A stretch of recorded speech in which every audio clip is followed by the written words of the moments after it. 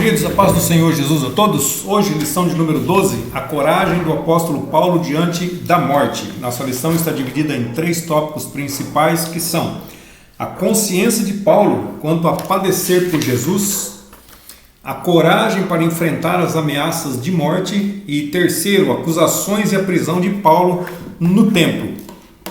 Nosso texto áureo está em 2 aos Coríntios, capítulo 4, versículo 11, que diz assim: E assim nós, que vivemos, estamos sempre entregues à morte por amor de Jesus, para que a vida de Jesus se manifeste também em nossa carne mortal. A verdade prática diz que o Espírito Santo nos prepara para sofrer por Jesus Cristo e suportar as angústias e aflições na obra de Deus. Então, angústias, aflições e sofrimento é um tripé na obra de Deus. Então, aqui é a obra de Deus. Fiz até um triângulo aqui. O sofrimento está em Atos, capítulo 9, versículo 16.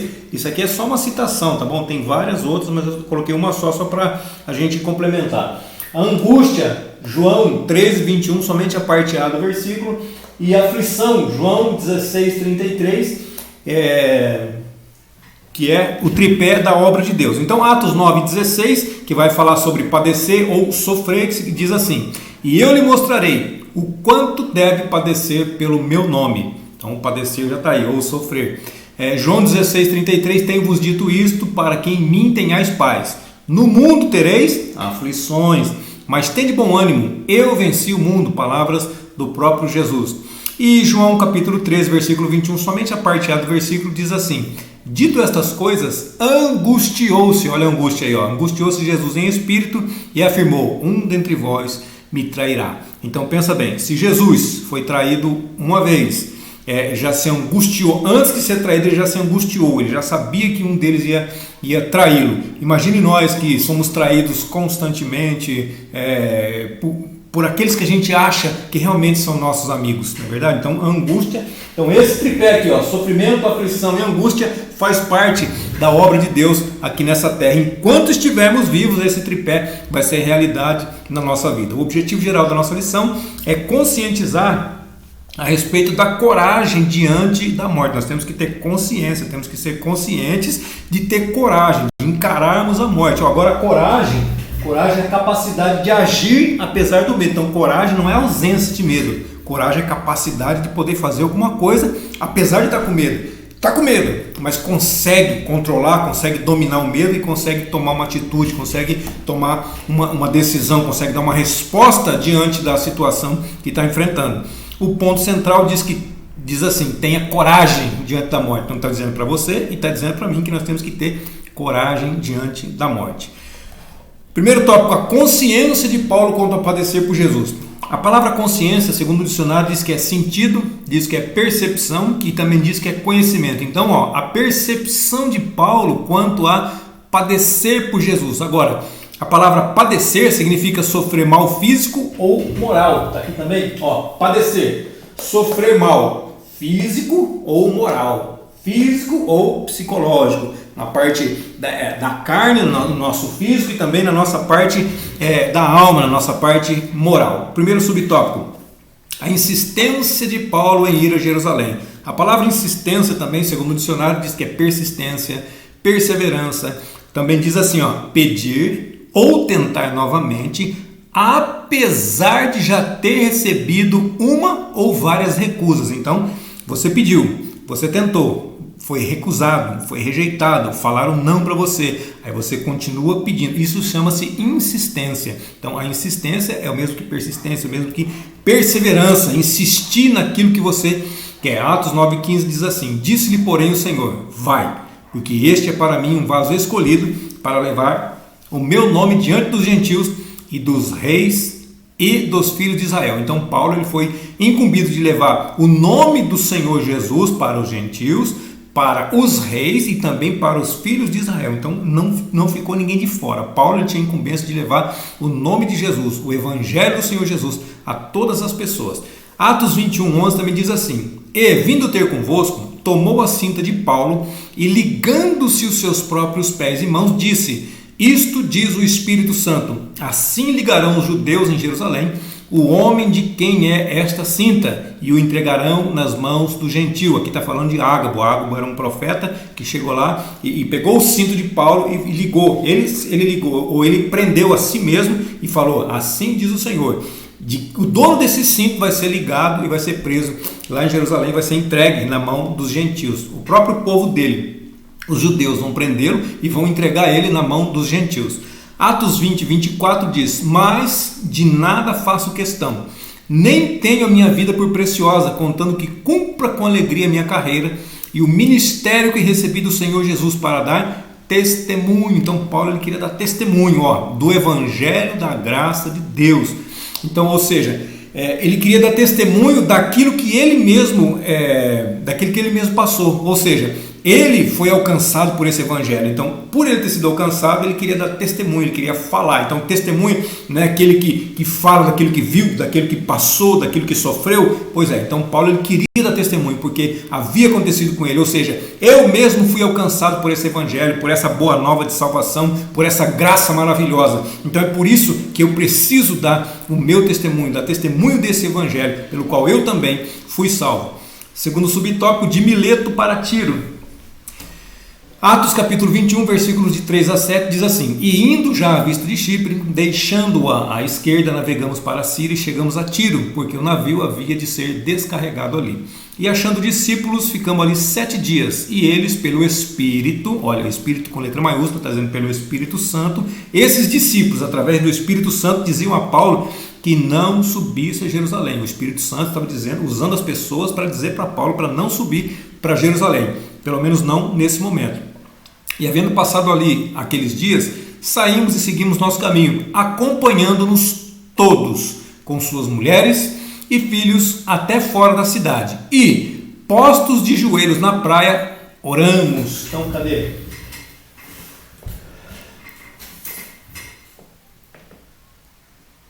Acho que eu não coloquei aqui, né? Ah, tá aqui. Todos. Então, vamos lá. E havendo ali o caminho acompanhando-nos todos. Então Paulo estava saindo, Paulo estava deixando o lugar. O que aconteceu? Todas as pessoas, todos, quando diz todos aqui, está falando dos homens, porque o judeu ele trata da forma, quando ele fala assim, são 600 mil homens, são 600 mil homens, pessoas do sexo masculino, pessoas com mais de 20 anos de idade, é assim que o judeu trata. Então quando ele diz assim, todos, ele está dizendo que são os homens, mas aqui está complementando. Então todos, acompanhando-nos todas as pessoas, todos os homens que estavam ali, com as suas mulheres, ele complementou, tá vendo? Então todos, mais as mulheres e também os filhos. Então os homens, as mulheres e os filhos, todos eles saíram para fora da cidade e foram para a praia. Olha, foram para a praia fazer o quê? Brincar na água, tomar um banho de sal grosso? Não, de joelhos na praia eles estavam orando. Então eles se colocaram em joelho, no versículo 5, e postos de joelho na praia, oramos. Aí o versículo 6, e despedindo-nos uns dos outros, subimos ao navio, e eles voltaram para suas casas. E nós, concluída a navegação de Tiro, viemos a Ptolomaida, e havendo saudado os irmãos, ficamos com eles um dia. Aí o subtópico 3 diz assim, passando por Cesareia. Atos 21, versículo 8 e 9 vai dizer assim: no dia seguinte, partindo dali Paulo, e nós que com ele estávamos, chegamos a Cesareia. E entrando em casa de Filipe, o evangelista, que era um dos 7, ficamos com ele. Peraí, era um dos 7, Filipe, o evangelista, que era um dos 7. Que 7 é esse? Esse 7 é lá da consagração dos diáconos, lá de Atos 6. Então, aqui no versículo 3, deixei anotado aqui, a consagração dos diáconos. Então, Atos capítulo 6, versículo 3 diz assim: escolhei, pois, irmãos, dentre vós 7 homens, tá vendo? Então, Filipe era um dos 7. Então, que 7? Esse 7 aqui de Atos 6 e 3. Escolhei dentre vós, irmãos, dentre vós 7 homens de boa reputação. Olha as qualidades: boa reputação, cheios do Espírito Santo, cheios de sabedoria, aos quais constituamos sobre esse importante negócio, servir a mesa, distribuir, fazer a obra social. Importantíssimo esse negócio. Então tem que ter pessoas específicas para fazer esse tipo de serviço. Então Filipe, ele foi designado ele foi consagrado, ele foi apresentado pela própria igreja, reconhecido, orado com imposição de mãos para esse ministério de diácono. Aí aqui ele já estava como evangelista, ou seja, ele já estava crescendo, ele já estava desenvolvendo, ele já tinha se desenvolvido, então aqui ele já estava como evangelista. E este tinha 4 filhas virgens que profetizavam. Profetizar significa prever o futuro, significa dizer que o que vai acontecer antecipadamente, também trazer uma mensagem da parte de Deus e também revelar aquilo que está oculto. Tudo isso significa profetizar. E isso aqui, as filhas, ele tinha 4 filhas e essas 4 filhas dele faziam isso, elas profetizavam. O resumo desse tópico diz assim: o apóstolo Paulo tinha plena consciência acerca da inevitabilidade de padecer por Cristo. Ou seja, é impossível ser cristão e não padecer por Cristo. Está aqui, ó. É impossível, não pode ser, é inevitável a pessoa ser cristão e não sofrer por Cristo. Se é um cristão, com certeza vai sofrer por Cristo. Se é um crente, pode ser que não sofra, mas se é um cristão, se é um seguidor de Cristo, autêntico, original e não pirata, com certeza vai sofrer por amor a Cristo. O segundo tópico diz assim: a coragem para enfrentar ameaças de morte. Primeiro subtópico: a coragem do apóstolo pela voz do Espírito. Atos 21, versículos 13 e 14 diz assim: mas Paulo respondeu: que fazeis vós, chorando e magoando o meu coração? Porque eu estou pronto não só a ser ligado, mas ainda a morrer em Jerusalém, pelo nome do Senhor Jesus. Lembra que nós lemos aqui que Ágabo desceu, pegou a cinta de Paulo e se amarrou. Ágabo amarrou a si mesmo e falou assim: o dono dessa cinta vai ser ligado em Jerusalém pelos judeus e vai ser entregue para os gentios. Olha a continuação do versículo aqui, ó. Paulo respondeu: vocês estão chorando, vocês estão magoando meu coração, vocês estão me deixando triste, porque eu estou pronto não somente a ser preso, mas também para morrer por causa do nome do Senhor. Tá vendo? Olha só, então Paulo ele tinha coragem, por quê? Porque era o Espírito que revelava para ele, de cidade em cidade, o que havia de acontecer. O próprio Ananias, quando foi orar por ele, o Senhor falou para Jesus que apareceu para Ananias, falou para ele assim: ó, vai lá falar para ele o quanto ele deve sofrer por causa do meu nome, o quanto ele deve padecer por causa do meu nome. Agora, e como não podíamos convencê-lo, agora é o povo aqui, ó, nos aquietamos dizendo: faça-se a vontade do Senhor. Então o povo ficou triste, não queria que Paulo fosse, não queria, não vá para Jerusalém não, porque lá você vai ser preso, eles vão te entregar para os gentios. Aí Paulo falou assim: não, filho, não adianta, eu vou não só ser, posso ser preso, pode me chibatar, chicotear, pode fazer o que for, eu estou pronto, eu estou preparado e eu estou consciente de que isso pode acontecer por amor ao Senhor Jesus. Aí eles não conseguiam convencer ele do contrário, falaram: bom, então vai para Jerusalém e nós vamos ficar aqui e seja feita a vontade do Senhor. A chegada, o segundo subtópico, a chegada em Jerusalém. Atos 21, 16 e 17 diz assim: e foram todos, está muito quente aqui, viu, irmão? Está muito quente. E foram também conosco alguns discípulos de Cesareia, levando consigo um certo Minasson. Então, discípulos aqui são seguidores de Jesus que moravam em Cesareia. Não é discípulo de Cesareia, não é discípulo de uma pessoa por nome de Cesareia. Não, Cesareia é o nome de uma cidade. E esses discípulos de Cesareia eram discípulos do Senhor Jesus que habitavam em Cesareia. Então, e foram também conosco alguns discípulos de Cesareia, levando consigo um certo Minasson, Chíprio, discípulo antigo, com quem havíamos de hospedar-nos. E logo que chegamos a Jerusalém, os irmãos nos receberam de muito boa vontade. Então, a hospedagem aqui é muito importante também. É muito importante que nós possamos receber, sejamos receptivos para com as pessoas que necessitam, para com as pessoas que estão fazendo a obra do Senhor. Terceiro subtópico: Paulo se depara com seus oponentes judeus. O que é oponente? O oponente está aqui? Oponente está em algum lugar aqui. Oponente está aqui. Oponente significa opositor, significa adversário, significa aquele que vai contra. E também, em outras palavras, diabo. Por quê? Porque o diabo é o nosso adversário. Então, a palavra adversário também é traduzida por diabo, ou seja, diabo também é traduzido por adversário. Então pensa bem, quando uma pessoa se opõe, quando uma pessoa vai contra a obra de Deus, o que ela está fazendo? Está fazendo o papel do diabo, ela está sendo servo do diabo. Atos 21, 18 até o 21 diz assim: e no dia seguinte Paulo entrou conosco em casa de Tiago e todos os anciãos vieram ali. E havendo-o saudado, contou-lhes por miúdo o que por seu ministério Deus fizera aos gentios. Ou seja, ele contou, esse contar em miúdos aqui significa contar em detalhes. É um bate-papo cristão, sabe quando você senta na mesa, todo mundo que está sentado ali é crente de verdade, é cristão autêntico, é seguidor de Jesus de verdade, então é um bate-papo cristão. Então ele vai contar por detalhes tudo aquilo que o Senhor tem feito através do ministério de cada um, de como Deus tem usado, de como Deus tem te usado, de como Deus tem me usado e assim por diante. E ouvindo eles, glorificavam ao Senhor. Então tá vendo? Então conforme Paulo contava o que Deus estava fazendo através do seu ministério, as pessoas glorificavam a Deus e disseram: bem vês, irmãos, quantos milhares de judeus há que creem e todos são zeladores da lei. Então pensa bem, eles são zeladores da lei, mas ainda assim acabam crendo na graça, crendo no evangelho do Senhor Jesus. E já acerca de ti foram informados de que ensinas todos os judeus que estão entre os gentios a apartarem-se de Moisés, dizendo que não deve circuncidar seus filhos, nem andar segundo o costume da lei. Daqui a pouquinho a gente trata disso, que mais para frente nos próximos subtópicos vão falar sobre isso, tá? Gálatas 2:9 diz assim: conhecendo Tiago, Cefas e João, esse Cefas aqui é o Pedro, tá? Então lembra? Pedro, Tiago e João? Então Tiago, Cefas e João, que eram considerados como as colunas, a graça que me havia sido dada, deram-nos as destras e em comunhão comigo e com Barnabé, para que nós fôssemos aos gentios e eles à circuncisão. Então vamos lá. Pedro, Tiago e João.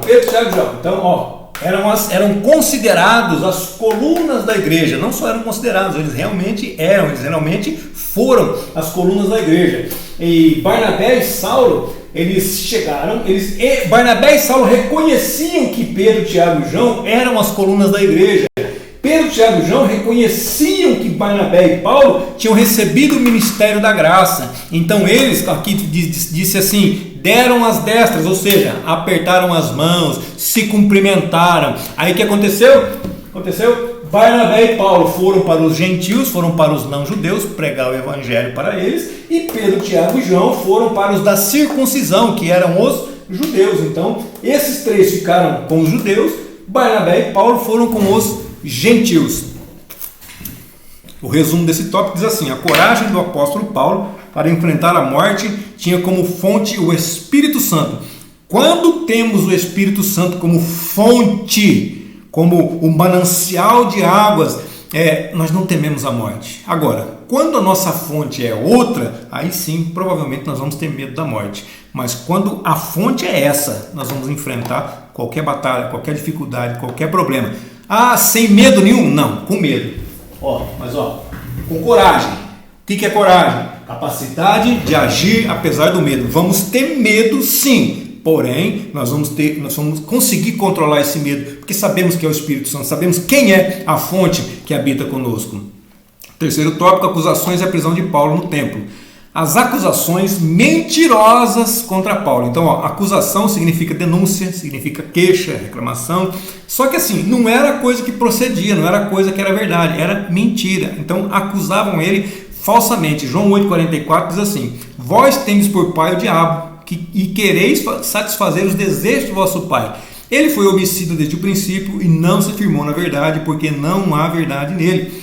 Quando ele profere mentira, fala do que ele é próprio, porque é mentiroso e pai da mentira. Então a acusação falsa, mentira, está sendo instrumento de Satanás, está sendo usado pelo diabo. Se você gosta disso, se você faz isso, até mesmo brincadeira, com essas coisas não se brincam, não se brinca com isso. Então acusação falsa, mentira, é tudo trabalho do diabo, e quando nós fazemos isso, nós estamos sendo servos dele, nós estamos prestando um serviço para ele. Atos 21, versículos 21 até o 26 diz assim: e já acerca de ti foram informados de que ensinas todos os judeus. Lembra que eu falei que já ia falar mais para frente? Então foram informados que ensina os judeus a apartarem-se de Moisés, dizendo que não devem circuncidar seus filhos. Então essas são as falsas acusações, tá? Eles estavam acusando Paulo de que Paulo ensinava as pessoas a se apartarem de Moisés, ou seja, da lei, dizendo que não deviam circuncidar os seus filhos. Paulo nunca disse isso, e também nem andar segundo o costume da lei. Paulo nunca pregou isso, porque Paulo ele saía para pregar o evangelho, ele pregava o evangelho, pregava Jesus, ele dava testemunho de Jesus. Ele não ficava pregando contra aquilo que ele viveu. Ele era fariseu, ele continua sendo fariseu, ele não pregava contra isso daqui. Então era falsa acusação. 22 diz assim: que faremos, pois? em todo caso, é necessário que a multidão se ajunte, porque terão ouvido que já és vindo. Faze, pois, isto. Olha só uma dica que eles deram para Paulo. Temos 4 homens que fizeram voto. Toma estes contigo e santifica-te com eles. Santificar é pagar um preço lá no templo.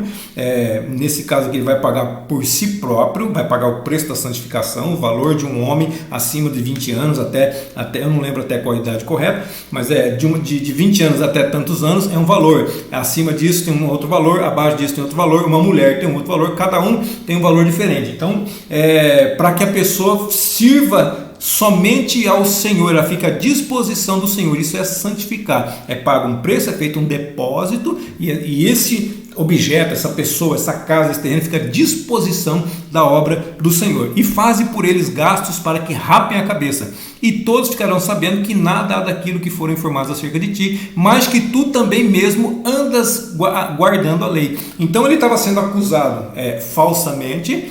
Aí as pessoas que estavam com ele falaram para ele assim, vai lá, aproveita que os meninos estão fazendo voto, vai lá junto com eles, paga o preço da santificação, rapa a tua cabeça juntamente com eles, aí eles vão perceber que é mentira, que estão acusando você falsamente, que você mesmo guarda a lei. Era uma estratégia para que os judeus pensassem que Paulo continuava guardando a lei. Era só uma estratégia, tá bom? Não era nada de heresia, não tinha nada disso aqui não. 25. Todavia, quanto aos que creem dos gentios, tem informações importantes aqui, fora do contexto aqui que nós estamos tratando, mas tem informações importantes aqui. Todavia, quanto aos que creem dos gentios, nós nós havemos escrito e achado por bem que nada disto observem, mas que só se guardem do que se sacrifica aos ídolos, e do sangue, e do sufocado, e da fornicação. Então, ele diz aqui, então os gentios que aceitaram a Cristo, os gentios que estão aceitando a Cristo agora, fala para eles, que eles têm que se abster, eles têm que se separar, de sacrificar coisas a ídolos, de não só sacrificar, como comer coisas que foram sacrificadas a ídolos, eles têm que se abster dessas coisas, eles têm que se abster de sangue, eles não podem comer sangue, tem que falar que eles têm que se abster, eles não podem participar do que é sufocado. O que é sufocado? Sabe quando a pessoa, uma coisa muito comum que acontece, ou que acontecia pelo menos no nosso meio, é quando a pessoa destronca o pescoço da galinha e ela morre por asfixia. Então isso é sufocado, morrer sufocado não pode ser comido. Tá? E também da fornicação, ou seja, sexo fora do casamento, sexo antes do casamento, isso aqui é fornicação. Então, para os gentios, eles não queriam impor o peso da lei, mas sim essas 4 coisas. Então vamos fazer o seguinte, para não impor o peso da lei sobre eles, nós vamos colocar essas 4 coisas, que eles têm que se abster, que eles têm que ficar longe, que eles não podem fazer. Então Paulo, tomando consigo aqueles homens, entrou no dia seguinte no templo, já santificado com eles, anunciando serem já cumpridos os dias da purificação, e ficou ali até se oferecer por cada um deles a oferta. E o segundo subtópico diz a prisão do apóstolo e o enfrentamento contra seus algozes. Então você vê que a estratégia deles acabou não funcionando, né? Como nós vamos ver aqui nos próximos versículos. Atos 21, versículo 27 e 28.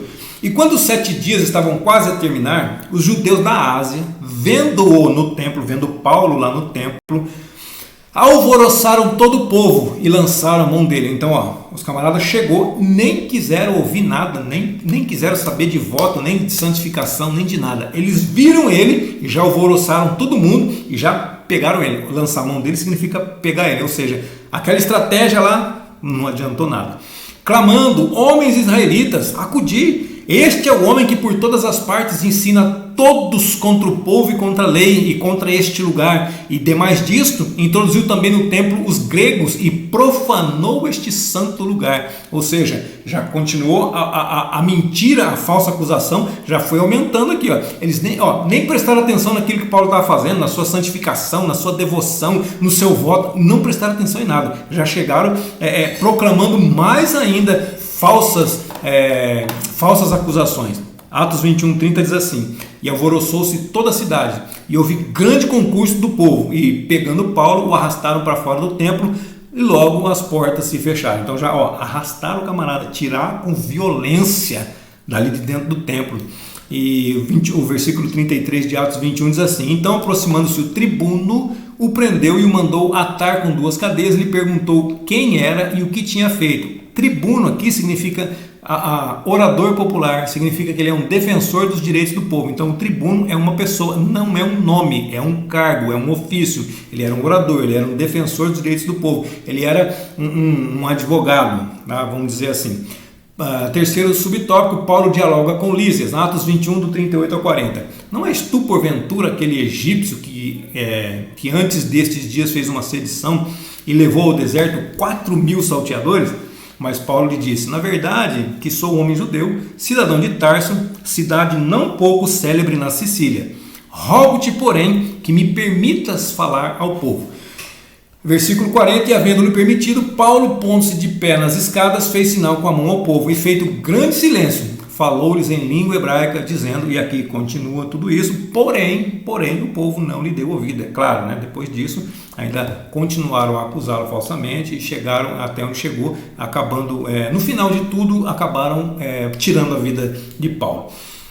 O resumo desse tópico diz assim, as acusações mentirosas contra Paulo implicaram na sua prisão. Então ele foi preso, ele ficou preso por 2 anos em um lugar, foi solto, depois foi preso novamente, até que nessa última prisão acabou ocorrendo a sua morte. Paulo não tinha medo da morte. Aliás, quando nós falamos de morte no princípio, eu até acabei pulando essa parte, que significa morte? Morte significa o fim da vida, também significa separação. Que separação?